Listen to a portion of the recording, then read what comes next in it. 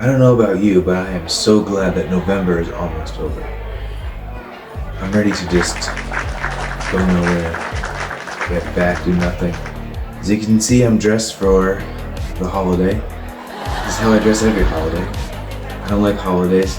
I don't want to believe in them, but people I have to spend money for appease my responsibilities in society. They demanded me to cooperate with the Santa.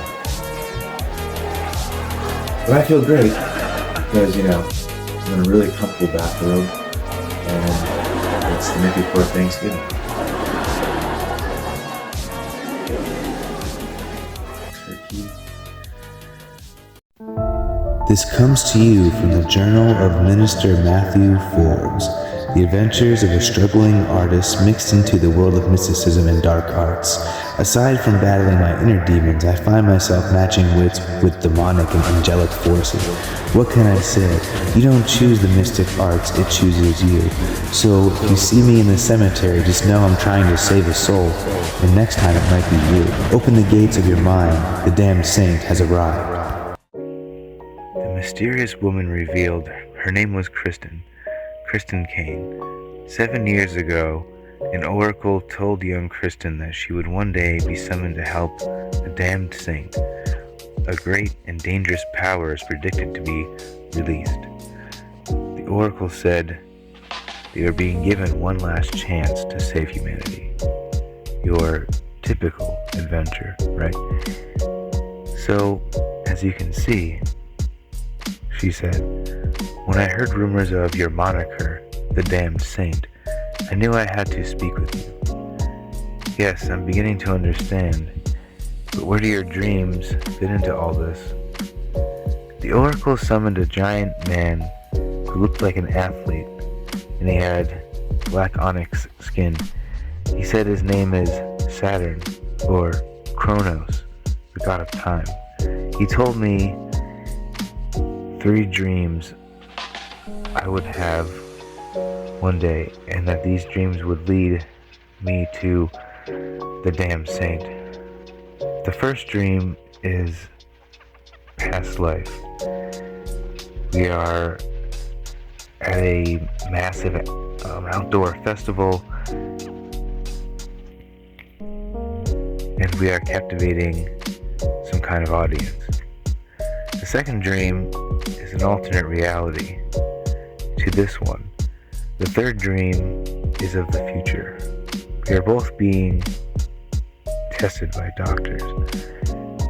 I don't yet know the meaning of the first 2 dreams, but in the third, I was able to see and remember your face.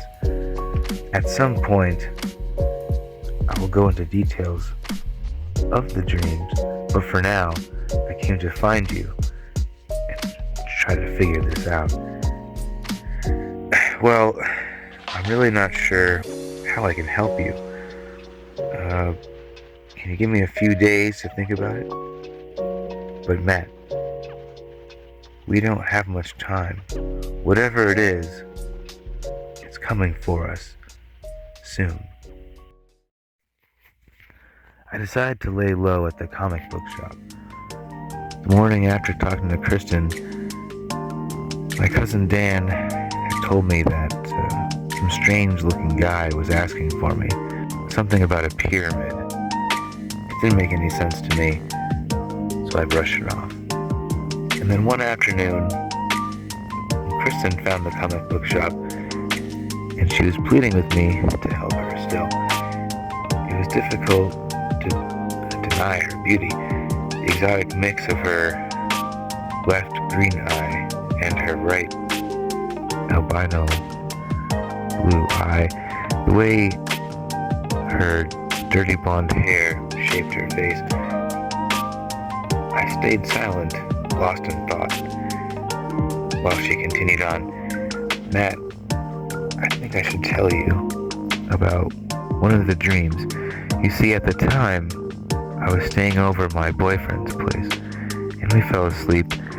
And in this dream, I was on a small bridge and saw a red brick building. And then I was with you. I didn't know it was you, but you felt familiar even though we never met. In the dream, we began to make love. It was the best sex of my life. And then I woke up next to my boyfriend. I never understood what it meant or who you are, but I knew we would meet one day. I know it meant something.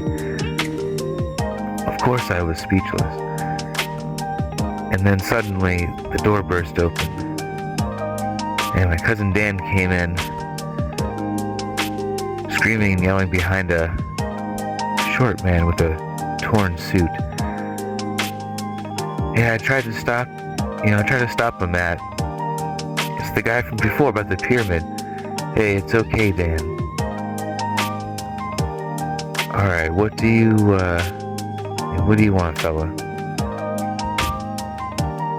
I was told to find you here.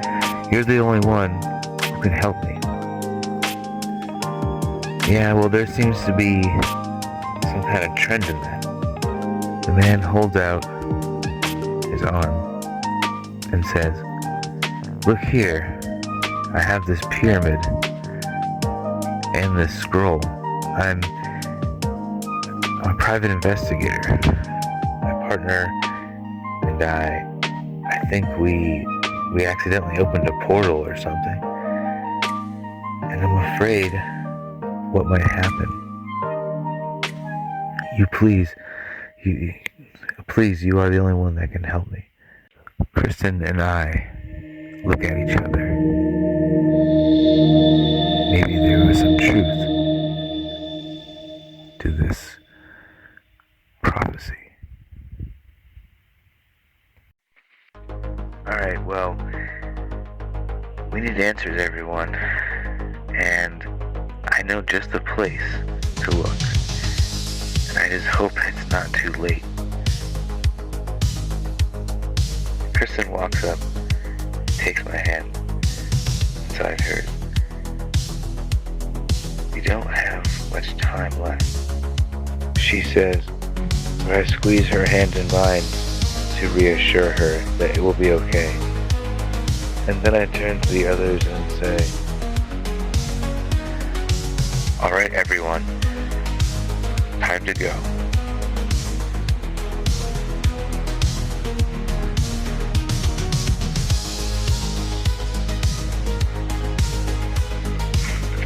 Dan closes the comic shop and the four of us take the wood box containing the pyramid and scroll. We take a taxi to the dockside district of town. Below a small tobacconist shop is an underground sanctuary. I explained to the others how I was introduced at one time to their secret library and its curator of the tobacconist shop. All of this happened accidentally. The one time I bluffed my way through a poker game and I saved the life of Jack. Well, that's his name. The curator. That's all he goes by. He was a gambler, but a genius inventor and has a collection of rare dark art and occult books. That might give us a clue as to how to stop whatever it was released by the pyramid, and maybe how to decipher the sigils in the scroll. We enter by the secret hatch, and I buzz us in. "Hey Jack, you in here?" I say. Suddenly, we hear a voice from the corner of the room, and a man approaches and says, "To be or not to be, the damn same." "Hey brother, what can I do you for?" "Hey Jack, sorry to bring so many faces here with me, but they've come to help me. We need to read your books." "Now, I'm not so sure all about that, Matt. You owe me for the last time. You used my books. You defiled them." No, I'm just kidding. What was that book? I believe it was a tantric spell book, wasn't it, Matt? "Oh, hey, listen, Jack. Look what time it is.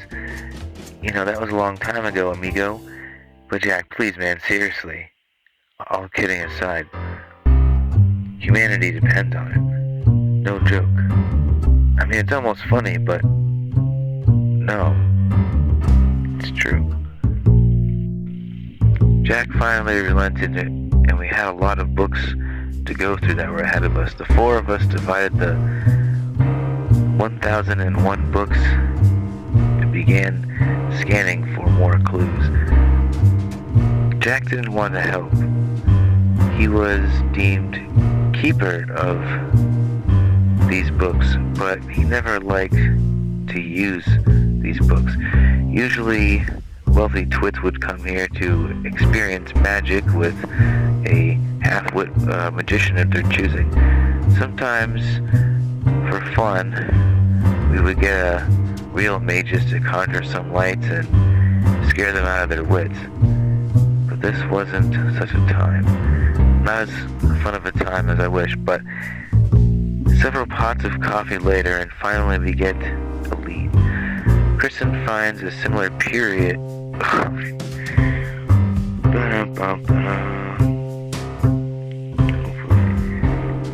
Kristen finds a similar pyramid inside a book, but the sigils are different.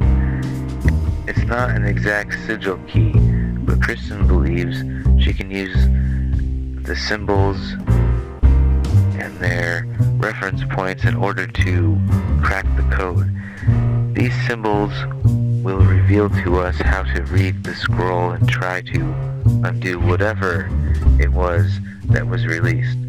It must be already causing damage we have yet to know of. Jack agreed to help Kristen solve the symbol key, and we were able to begin reading the scroll.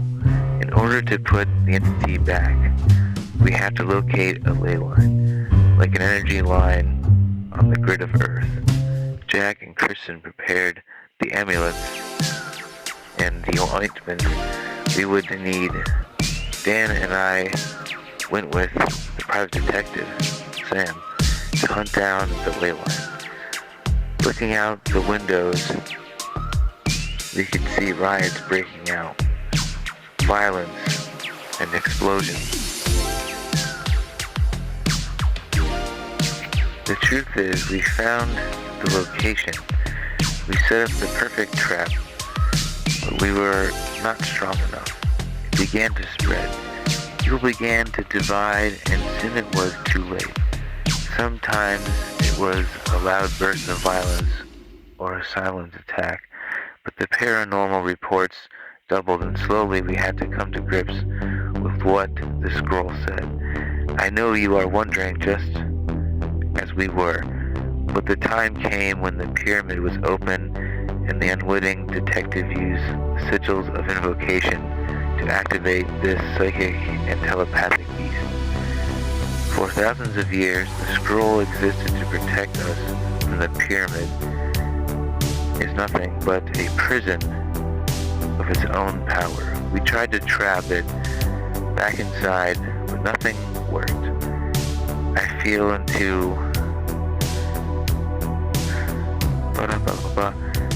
into a dark depression.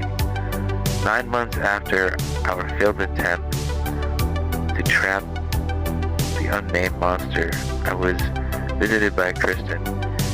I had been in isolation on the roof, secret loft hideaway of the comic book shop. She came to me and said, Matt, what are we going to do? What can we do to fight this? What have you been doing up here for all these months? Writing, I tell her.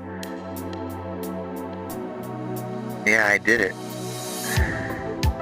I wrote a book to detail how to rebel against this psychic virus. For those who wish to be free, of it, and those who are free and want to stay free of it. She looked at me strangely. What is this book, then? I took her hand into mine. I said, well, come here. and I will show you the book of rebellion. Tune in for next week's episode of The Damned Saint. Until then, be true, be you, and be aware. There is no fate but what you create. I am the messenger, the Damned Saint.